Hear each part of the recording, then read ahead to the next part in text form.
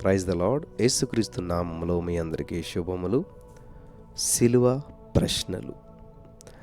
దేవుని యందు విశ్వాసం ఉంచినటువంటి బిడ్డలు బాధలు, కష్టాలు అనుభవిస్తున్నప్పుడు మీకెందుకు ఇలాంటి కష్టాలు కలుగుతున్నాయి? మీ దేవుడు మిమ్మల్ని రక్షించలేడా?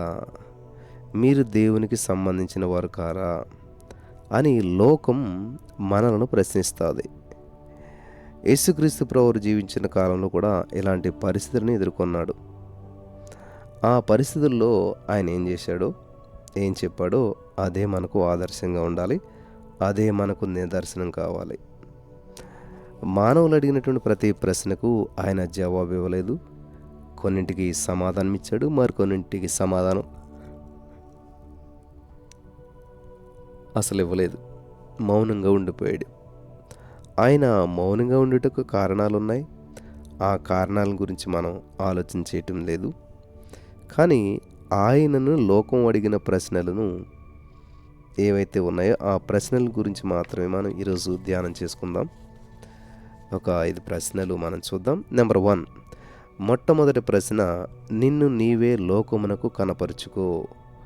Show your self. యోహాను సువార్త 7:3-4 వచనాల వరకు చదువుదాం. నీవు చేయుచున్న క్రియలు నీ శిష్యులను చూచినట్లు ఈ స్థలమును విడిచి యూదయకు వెళ్ళుము. బహిరంగమున అంగీకరింపబడగోరు వాడెవడను తన పని రహస్యము వలన జరిగించడు. నీవు ఈ కార్యములు చేయుచున్న ఎడల నిన్ను నీవే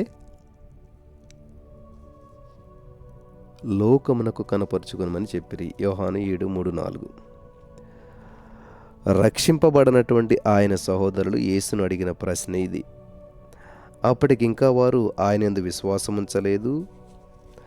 నా సమయం ఇంకా రాలేదు అని యేసు జవాబు చెప్పాడు. కానీ అవిశ్వాసులైనటువంటి ఆయన సహోదరుల కోరిక మేరకు తనను తాను కనపరుచుకొనుటకు అంగీకరించలేదు. పై ప్రశ్నకు యేసు సంపూర్తి సమాధానం ఇవ్వలేదు. పైగా తనను తాను కనపరుచుకున్నట్టుకు కూడా ప్రయత్నం చేయలేదు. మనల్ని కూడా లోకం ఇలాంటి ప్రశ్నలనే అడుగుతూ ఉంటుంటుంది. కనపరుచుకోమని సూచనలు అడుగుతూ ఉంటుంటారు. కనపరుచుకోమని, సూచనలు జరిగించండి, అద్భుతాలు ప్రదర్శించండి అని లోకం మనల్ని అడుగుతుందని, వాటన్నిటిని జరిగించాలని మనల్ని మనం కనపరుచుకోవాల్సిన అవసరం లేదు. అద్భుత కార్యాల ద్వారా, సూచక క్రియల ద్వారా లోకం మనలను గుర్తించాలని దేవుని యొక్క అభిష్టం కానే కాదు. ఓకే, సరే. రెండవ ప్రశ్న, నిన్ను నీవు రుజువు చేసుకో. Defend your self. మార్కు సువార్త 15:4.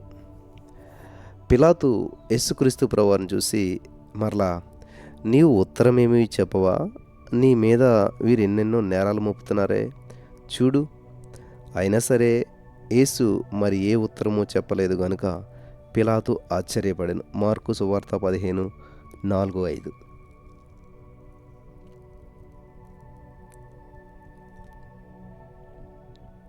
జాగ్రత్తగా గమనించాలి. పిలాతు యేసుక్రీస్తు ప్రభువుతో అన్నాడు, వీరు నీ మీద అనేక నేరాలు మోపుతున్నారు. ఇది న్యాయస్థానము. నేను న్యాయకర్తను. నిన్ను విడిపించుటకు అధికారం గలవాడను. నీ తరపున నీవే వాదించుకో. నేడు నేరస్తుడిగా నిలవబడినాడు. మరి రేపు అనగా తీర్పు సమయాన యేసు ఎదుట పిలాతు నిలబడాలని మర్చిపోయాడు. పూర్పేలో నేను ఏ నేరమూ చేయలేదని యేసు రుజువు చేసుకోవాలా? అది లోకానికి తెలుపుకోవాలా? శత్రువులు ఏవో నేరాలు మోపారని చెప్పి పరలోక న్యాయాధిపతి అయినటువంటి యేసు లోక న్యాయాధిపతుల ముందు తన నేరాలను రుజువు చేసుకోవాలా? అలాంటి పనులేవి యేసు చేయలేదు. ఆయన నేరస్తుడు కాదు. ఆయన పాపం చేయలేదు, కపటమును జరిగించలేదు. ఆయన నీతిమంతుడు, న్యాయకర్త గనుక ఆయన ఏ ఉత్తరము ఇవ్వలేదు. సాతాను నేరాలు మోపుతాడు. వాడు మోపిన వాటన్నిటినీ సృష్టికర్త అయినటువంటి దేవుడు ఎందుకు రుజువు చేసుకోవాలి? అవసరం లేదు. పిలాతు ఎదుట, హేరోదు ఎదుట, లోక న్యాయాధిపతులు ఎదుట నేను నిరపరాధిని అని రుజువు చేసుకోవాల్సినటువంటి అగత్యత మరి యేసుక్రీస్తు వారికి లేదు. మత మార్పిడిదారులు అని, విదేశీ మతాన్ని స్వీకరించారని, దొంగలని, తాగుబోతులని లోకం మనలను అనినప్పుడు నిజంగా మనం నిరపరాధులమైతే వాటిని రుజువు చేసుకోవాల్సిన అవసరం లేదు. యేసు మీద మోపబడినటువంటి నేరాలు మన మీద కూడా మోపబడ్డాయి. నా నిమిత్తం జనులు మిమ్మల్ని నిందించి, హింసించి మీ మీద అబద్ధ సాక్ష్యము మరి చెడ్డ మాటలు ఎలా పలుకున్నప్పుడు మీరు ధన్యులని యేసుప్రభువు చెప్పాడు మత్తయి 5:11. నెక్స్ట్ 3వ ప్రశ్న మనం చూసినట్లయితే, నిన్ను నీవే సంతోషపరుచుకో అని ఇక్కడ చెప్తున్నాడు అనమాట. Pamper your self mark 15:23. అంతటా బోళము కలిపిన ద్రాక్షారసం ఆయనకిచ్చిరి గాని ఆయన దాన్ని పుచ్చుకొనలేదు.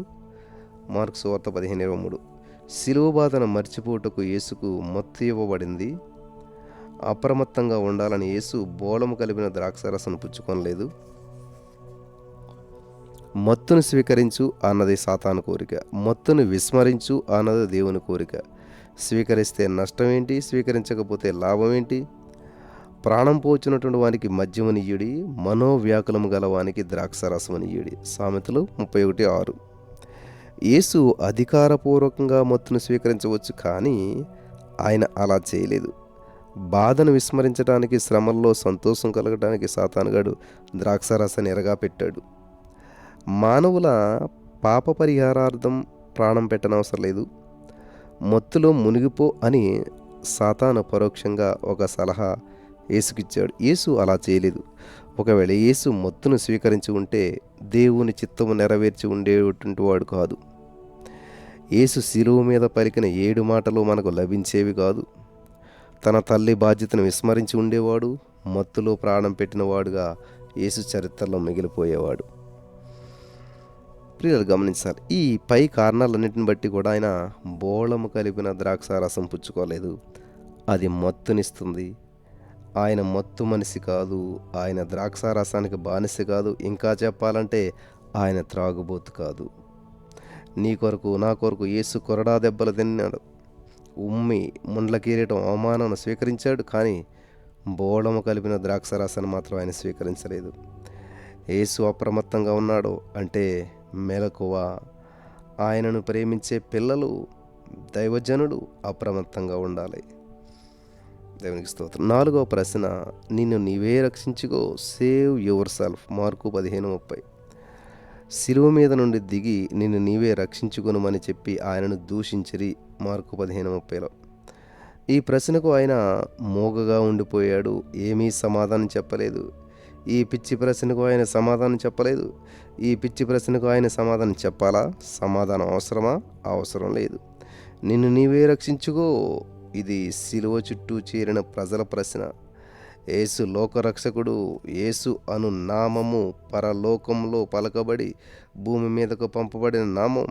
తన ప్రజలను వారి పాపం నుంచి ఆయనే రక్షించిన గనుక ఆయనకు యేసు అను పేరు పెట్టదు అనెను. మత్తయి సువార్త 1:21. యేసు అంటే అర్థం రక్షకుడు. యేసే జగద్రక్షకుడు. శ్రీ యేసు రక్ష సర్వ జగద్రక్ష అని మనం నిత్యం పలుకుతూ ఉంటుంటాం. నిన్ను నన్ను రక్షించటానికి ఆయన వచ్చాడు, కానీ తనను తాను రక్షించుకొనటానికి రాలేదు. ప్రియులారా గమనించాలి, ఇక్కడ 3 విషయాలు గమనించాలి. మంచుకు మంచుతో పని లేదు, వర్షానికి వర్షంతో పని లేదు, ఎండకు ఎండతో పని లేదు, రక్షకునికి రక్షణతో పని లేదు. యేసుకు రక్షణతో అవసరం ఉంటే ఆయన ఈ లోకానికి రావాల్సిన అవసరం లేదు. నిన్ను నన్ను రక్షించనవసరం లేదు. ఆయనను ఆయన రక్షించుకొనుటకు ఈ లోకానికి రాలేదు, కానీ మనలను రక్షించుటకు వచ్చాడు. రక్షణకు కారణభూతుడు యేసు. రక్షణ ఉత్పత్తి, ప్రాప్తి, స్థానము ఆయనే. రక్షణతో అవసరత లేని యేసును పట్టుకుని నిన్ను నీవే రక్షించుకొని చెప్పి అడగటం విడ్డూరంగా, వింతగా ఉంది కదా. అవివేకంతో, అజ్ఞానంతో మనుషులు ఇలాంటి ప్రశ్నల్ని అడుగుతూ ఉంటుంటారు.